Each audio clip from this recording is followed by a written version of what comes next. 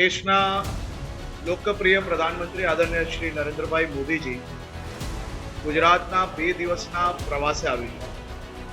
26 અને 27 તારીખે અનેક લોકાર્પણો અને ખાતમુહૂર્તનું આયોજન કરવામાં આવ્યું. ખાસ કરીને દાહોદમાં રેલવે તથા ગુજરાત સરકારના અનેક પ્રોજેક્ટોનું લોકાર્પણ અને ખાતમુહૂર્ત, પછી કચ્છમાં ખૂબ મોટા પાયે લોકાર્પણો અને ખાતમુહૂર્તની વ્યવસ્થા કરવામાં આવી છે.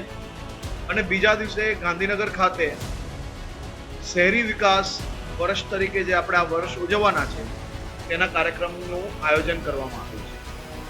હું માત્ર કચ્છની જ અગર વાત કરું તો કચ્છની 54,000 કરોડથી વધારેના કામોના લોકાર્પણ અને ખાતમુહૂર્તનું આયોજન કરવામાં આવ્યું છે.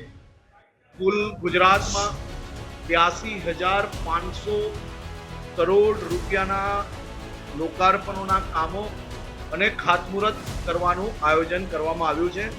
આ કાર્યક્રમ અને ખાસ કરીને ગુજરાતના લોકોમાં ખૂબ ઉત્સાહ છે.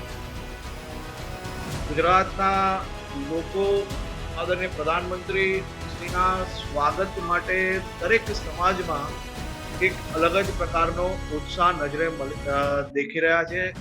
અને આ કાર્યક્રમ એક અદ્ભુત કાર્યક્રમ રાજ્યભરમાં અલગ અલગ જિલ્લાઓમાં આયોજન કરવામાં આવ્યું છે. આભાર.